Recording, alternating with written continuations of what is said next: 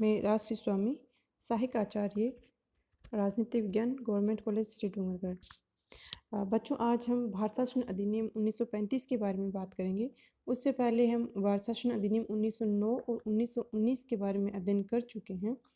उसी प्रक्रिया को आगे बढ़ाते हुए हम देखेंगे कि भारत शासन का जो अधिनियम था 1935 का, उस अधिनियम से किस तरह की हमारा संविधान है वो प्रभावित हुआ और उस अधिनियम जो मुख्य विशेषताएं वो क्या थी। तो ये अधिनियम जो है भारत में पूर्ण उत्तरदायी सरकार के गठन में एक मील का पत्थर साबित हुआ था। ये एक लंबा और विस्तृत दस्तावेज था और जिसमें कुल 321 धाराएं और 10 अनुसूचियां थी।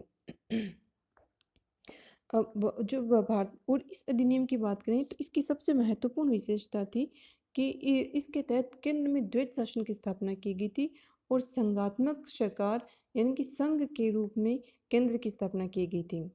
इसमें जो है सूचियां थी, जो शक्तियों के विभाजन की शुरुआत की गई थी, जिसमें सूचियों को 3 भागों में बांटा गया था: संघीय सूची, राज्य सूची और समवर्ती सूची। इसके तहत संघीय सूची में जो है 59 सब्जेक्ट रखे गए थे, राज्य सूची में 54 विषय रखे गए और समवर्ती सूची जिसमें 36 विषय रखे गए थे। और वैसे आप सब जानते होंगे समवर्ती सूची का तात्पर्य ऐसे विषय हैं जिसमें विषय शामिल किए जाते हैं जिसमें कानून बनाने का अधिकार केंद्र एवं राज्यों दोनों का होता है। तो इस तरह से जो अवशिष्ट शक्तियाँ थी वो वायसराय के पास रह गई थी और बाकी जो शक्ति हैं उनका विभाजन किया गया था। तो इस तरह से हम देखते हैं कि इस अधिनियम के द्वारा भारत में संघ की स्थापना की जो शुरुआत की गई थी वो एक मील का पत्थर साबित हुई थी। हालांकि हम देखें तो ये जो संघीय व्यवस्था 1935 में लागू करने का कोशिश की गई थी वो कभी अस्तित्व में आई नहीं, क्योंकि जो देसी रियासतें थी उन्होंने राज्यों के रूप में इसमें शामिल होने से इनकार कर दिया था। वो इस रूप में संघ के एक अंग के रूप में कार्य नहीं करना चाहते थे। तो ये व्यवस्था जो है संघीय सरकार की अखिल भारतीय स्तर पर, केंद्र स्तर पर संघीय शासन की स्थापना सफल हालांकि नहीं हो पाई थी, लेकिन ये एक बहुत महत्वपूर्ण प्रस्ताव था जो भारतीय संविधान में बहुत एक महत्वपूर्ण एक प्रस्ताव के रूप में, एक महत्वपूर्ण अंग के रूप में जिसने आगे जाकर कार्य किया। दूसरी हम इसकी विशेषता देखें तो इसके तहत जो प्रांतों में द्वैत शासन की स्थापना की गई थी 1919 के अधिनियम के तहत, तो उस प्रांतों में द्वैत शासन को समाप्त कर दिया गया था। और ये द्वैत शासन जिसमें कि आरक्षित और स्थानांतरित विषय रखे गए थे प्रांतों में, उन विषयों को समाप्त कर दिया गया और जो द्वैत शासन था वो प्रांतों से हटाकर केंद्र में लागू कर दिया गया और केंद्र में शक्तियों का विभाजन किया गया, जिसमें प्रांतीय शक्ति, स्थानांतरित शक्तियाँ और रक्षित शक्तियाँ दो भागों में केंद्र के तहत विषयों को विभाजित किया गया। कि हमने देखा कि जब हस्तांतरण संघ सूची की और राज्य सूची और समवर्ती सूची और अवशिष्ट शक्तियों के रूप में जब विषयों का विभाजन हो गया, तो उसके बाद केंद्र के स्तर पर फिर विषयों को 2 भागों में बांटा गया था। वो थी स्थानांतरित विषय और दूसरे थे रक्षित विषय। रक्षित विषयों में प्रतिरक्षा, विदेशी मामले, धार्मिक विषय और जनजातीय क्षेत्र से संबंधित मामले रखे गए थे और बाकी सारे विषय हस्तांतरित ग्रुप में रखे गए थे। 1935 के अधिनियम के तहत प्रांतों को जो है स्वायत्तता भी प्रदान की गई थी और प्रांतीय विषयों को लागू करने के लिए विधि बनाने का अधिकार प्रांतों को दे दिया गया था। प्रांत के जिस स्तर पर जो विषय थे उन पर विधि बनाने का अधिकार उन राज्यों को या प्रांतों को दे दिया गया और केंद्रीय सरकार का कार्य एक प्रकार के से संघात्मक होता था, यानी कि वो एक संघ के रूप में संपूर्ण देश के एक संगठित स्वरूप के रूप में वो कार्य करता था। और जो प्रांतों में कार्यपालिका शक्तियाँ थी वो गवर्नर में निहित थी तथा यह उनका प्रयोग ब्रिटिश सरकार की तरफ से करते थे। प्रांतों में जो गवर्नर थे उनमें समस्त कार्यपालिका शक्तियाँ नहीं थी और जैसे कि वो ब्रिटिश सरकार के नियंत्रण में कार्य करते थे, तो कार्य भी उन्हीं की तरफ से एक प्रतिनिधि के रूप में अपना कार्यभार संभालते थे। गवर्नर जनरल जो केंद्रीय स्तर पर था वो सभी कार्य मंत्रिपरिषद की सलाह से किए जाते थे और इसके लिए वह विधानसभा के प्रति उत्तरदायी भी था। इस तरह से जो केंद्रीय विधानमंडल था उसमें 2 सदन रखे गए थे। केंद्रीय विधानमंडल में 2 सदन रखे थे। उस 2 सदनों में उनका नाम दिया गया था विधानसभा तथा राज्य परिषद। तो 2 सदन केंद्र के स्तर पर थे, विधानसभा एवं राज्य परिषद। उस समय जो केंद्र में द्वैत वर्ण जो शासन की प्रणाली का शुरुआत की गई थी, जो प्रावधान थे वो हालांकि कभी लागू नहीं हो पाए थे, क्योंकि 1935 का अधिनियम आंशिक रूप से लागू हो पाया था, पूर्ण रूप से लागू नहीं हो पाया था। तो जो केंद्र में द्वैत शासन की जो प्रणाली रखी गई थी वो भी इस अधिनियम के तहत वो आगे इसमें लागू नहीं हो पाई थी। इसमें जो उस समय भारत में 11 राज्य थे, जिनमें जो प्रमुख भारतीय जो प्रमुख राज्य थे वो 11 थे। और उन 11 राज्यों में से 6 राज्यों ने जो द्विसदनीय व्यवस्था प्रारंभ की थी, यानी कि राज्यों में उस 1935 के अधिनियम के तहत द्विसदनीय व्यवस्था शुरुआत की गई। और इसमें इसके तहत हमने देखा कि 11 राज्यों में से 6 राज्यों ने, जिनमें थे बंगाल, बम्बई, मद्रास, बिहार, संयुक्त प्रांत जिसे कि बाद में यूपी नाम दिया गया, और असम, इन 6 राज्यों ने द्विसदनीय विधान परिषद और विधानसभा बनाई गई।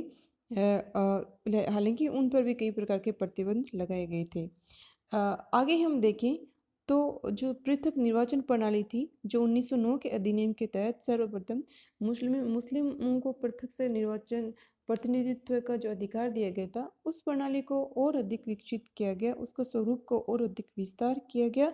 और उसके तहत जो दलित जातियाँ थी, महिलाएं और मजदूर वर्ग थे, उनको भी इस पृथक प्रतिनिधित्व उनको दिया गया, और निर्वाचन अलग से निर्वाचन की व्यवस्था उनके लिए की गई। तो इस तरह से हम देखते हैं कि इस अधिनियम में भी जो सांप्रदायिक प्रतिनिधित्व की व्यवस्था की गई थी उसका इसमें विस्तार किया गया था। और इसी के तहत हम देखें तो इसमें मताधिकार का भी विस्तार किया गया, और कुछ और लोगों को मत देने का अधिकार इसमें दिया गया। इसके अलावा इस अधिनियम की जो दूसरी महत्वपूर्ण विशेषता थी उसको हम देख सकते हैं कि इसमें भारतीय रिजर्व बैंक की स्थापना की गई थी। तो एक महत्वपूर्ण प्रश्न है कि भारतीय रिजर्व बैंक की स्थापना कब की गई थी। तो ये की गई थी 1935 में। भारत शासन अधिनियम के तहत भारत में रिजर्व बैंक की स्थापना की गई, और इसका मुख्य कार्य होता था मुद्रा और साख पर नियंत्रण रखना। यानी कि जो रिजर्व बैंक 1935 के अधिनियम के तहत स्थापित की गई, उसकी मुख्य कार्य तो मुद्रा और साख पर नियंत्रण रखने के लिए इस बैंक की स्थापना की गई थी। और आज भी ये यथावत उसी स्वरूप में ये रिजर्व बैंक की जो कार्य प्रणाली है वो लागू है। अन्य एक विशेषता हम देखते हैं कि 1935 के अधिनियम के तहत संघ लोक सेवा आयोग की स्थापना की गई। हम देखते हैं कि ये दोनों प्रश्न हैं, ये काफ़ी जो कॉम्पिटिटिव एग्ज़ाम्स हैं उसमें पूछे जाते हैं। तो संघ लोक सेवा आयोग की स्थापना 1935 के अधिनियम के तहत की गई थी। साथ ही इस अधिनियम में जो प्रांतीय जो राज्य सेवा आयोग हैं, लोक सेवा आयोग हैं, उनके और 2 या 2 से अधिक राज्यों के लिए जो संयुक्त सेवा आयोग है उनकी स्थापना का भी प्रावधान इसमें किया गया था। तो इस प्रकार लोक सेवा आयोग, संघ लोक सेवा आयोग की स्थापना का जो स्थापित करने का जो काम है 1935 के अधिनियम के तहत इसे किया गया था। संघीय साथ ही हम देखें संघीय न्यायालय सुप्रीम कोर्ट की स्थापना भी 1935 के अधिनियम के तहत ही की गई थी। हालांकि उनकी स्थापना 1937 में हुई, लेकिन अधिनियम जो है इसका इसी अधिनियम के तहत इसका प्रस्ताव रखा गया था संघीय न्यायालय का। और संघीय न्यायालय में जो है उस समय 3 प्रकार के अधिकार उनको दिए गए थे संघीय न्यायालय को: प्रारंभिक अधिकार, अपीलीय अधिकार तथा परामर्शदात्री अधिकार। जैसे कि हम जानते हैं कि प्रारंभिक अधिकारिता के अंतर्गत संघीय न्यायालय संविधान की उपबंध का निर्वाचन करता था तथा उससे संबंधित विवादों का भी वह निपटारा करता था। और अपीलीय अधिकारिता के तहत हम ये देखते हैं कि जो भारत में स्थित दूसरे उच्च न्यायालय या उनके अधीन जो न्यायालय हैं उनके खिलाफ जो अपील की जाती थी सर्वोच्च न्यायालय में, उनकी सुनवाई की जाती थी। और परामर्शदात्री अधिकारिता के अंतर्गत हम देखें तो जो है इसके तहत गवर्नर जनरल को विधि तथा अन्य जो महत्वपूर्ण तथ्य हैं उनके लिए किसी पर सलाह देने का अधिकार प्राप्त था। और ये अधिकार हम देखते हैं कि स्वतंत्रता के पश्चात भी मुख्य कार्यपालिका हम कह सकते हैं कि राष्ट्रपति को यह अधिकार प्राप्त है कि वह संघीय न्यायालय सुप्रीम कोर्ट से किसी भी विषय के संबंध में कि कोई तथ्यों के संबंध में जानकारी या विषय के संबंध में यदि परामर्श लेना होता है तो सर्वोच्च न्यायालय से परामर्श ले सकता है। इस तरह से 1935 का जो अधिनियम था, वो अधिनियम भारतीय एक संविधान निर्माण में अपनी महत्वपूर्ण भूमिका इसने निभाई थी। उसे बहुत से ऐसे तथ्य थे जिनको संविधान जब हमारा संविधान सभा की स्थापना की गई थी, उस संविधान सभा ने जब संविधान का निर्माण किया गया, तो उन तथ्यों से संविधान सभा प्रभावित रही थी और कुछ महत्वपूर्ण विषयों को आगे हमारे संविधान के तहत शामिल भी किया गया था।